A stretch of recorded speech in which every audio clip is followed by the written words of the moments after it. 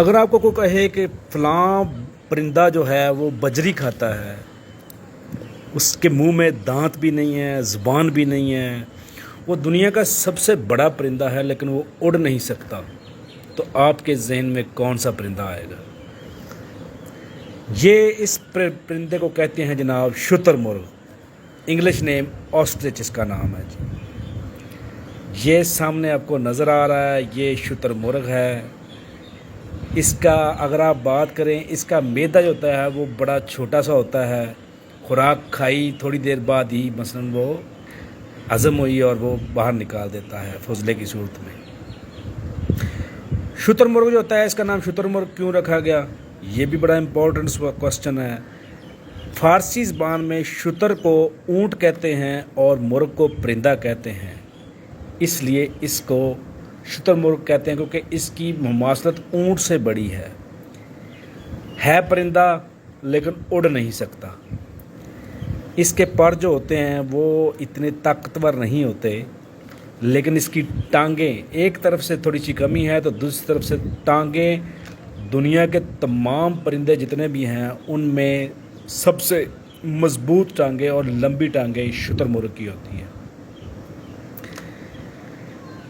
موسمی اثرات سے بے نیاز ہوتا ہے، جس طرح کہ پاکستانی موسم ہے، نہ پاکستانی سردی اس پہ اثر کرتی ہے نہ اس پہ گرمی میں، دونوں میں برداشت کرنے کی صلاحیت رکھتا ہے۔ اب میں آپ کو اس کے متعلق کچھ دلچسپ حقائق بتا دیتا ہوں۔ اڑ نہیں سکتا لیکن دوڑ سکتا ہے۔ اگر آپ اس کے دوڑنے کی بات کریں تو تقریباً یہ 43 میل فی گھنٹہ کی سپیڈ سے یہ دوڑ سکتا ہے۔ یہ بہت زیادہ سپیڈ ہوتی ہے۔ برڈز کی دنیا میں سب سے زیادہ سپیڈ اسی پرندے کی ہے، اور برڈز کی دنیا میں سب سے بڑا وزنی بھی یہی ہے اور سائز کے لحاظ سے بھی سب سے بڑا پرندہ یہی ہے۔ اس کی ایک فیمیل جو ہوتی ہے وہ ایک سال میں تقریباً 70 سے 80 انڈے دیتی ہے۔ اس کے ایک انڈے کا وزن 1.5 کلو سے 2 کلو ہوتا ہے۔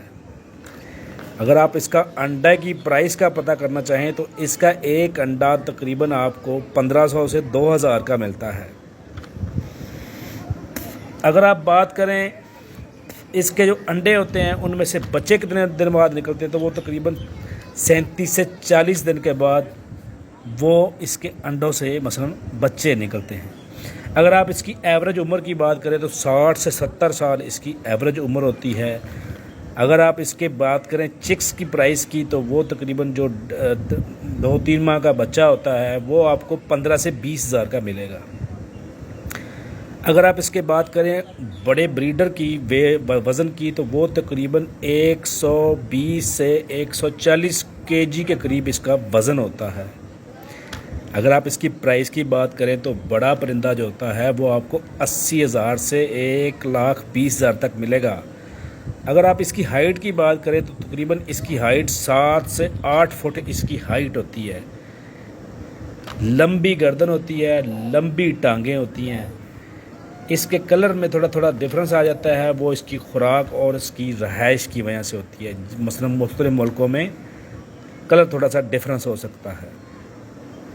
اس کی مرٹیلٹی ریٹ یعنی کہ مرنے کی جو شرح ہے وہ بہت کم ہے۔ جب اس کے بچے 3-4 ماہ کی عمر تک ہوتے ہیں تب اس میں مرٹیلٹی کا تھوڑا سا ایشو آ جاتا ہے، ادروائز جو ہی وہ تھوڑے سے بڑے ہو جائیں تو ان میں مرنے کی شرح بہت کم ہو جاتی ہے۔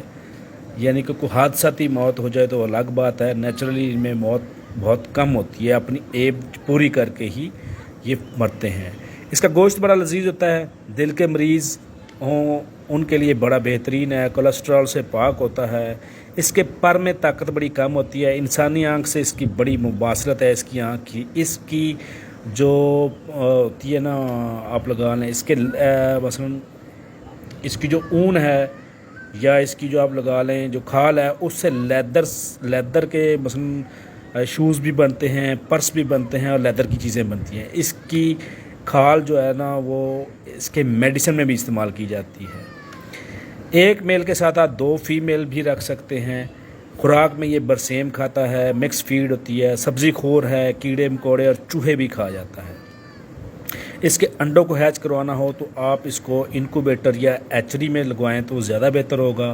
अगर ये अपने तौर पर अंडे निकाले तो ये तकरीबन 70 से 80 अंडे एक साल में देता है। तो जब इसकी फीमेल अंडे दे देती है तो उसके अपने अंडों को 3 हिस्सों में तकसीम कर लेती है।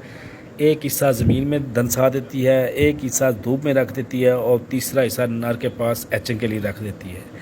जब बच्चे निकल आते हैं जो नर के पास हैचिंग के लिए होते हैं उसमें से, तो जब वो धूप में पड़े होते हैं उनको नर जो होता है वो चूंच से तोड़ देता है और वो अपने बच्चों को खिलाना शुरू कर देता है।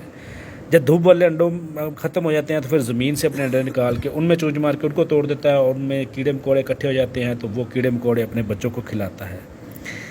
इसकी लंबी गर्दन होती है जी, लंबी टांगें होती हैं।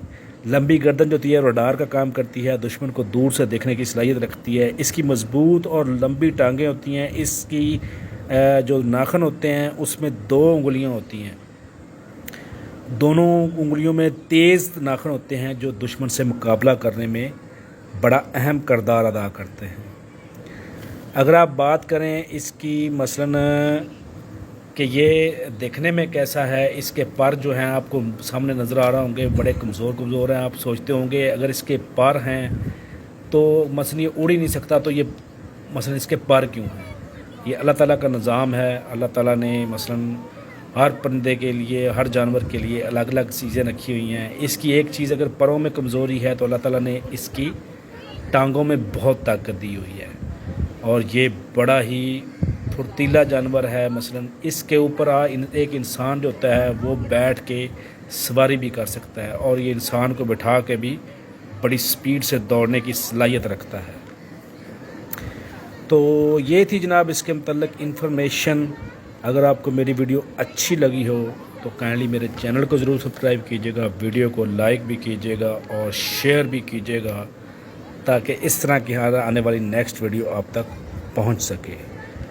दुआओं में याद रखिएगा जी।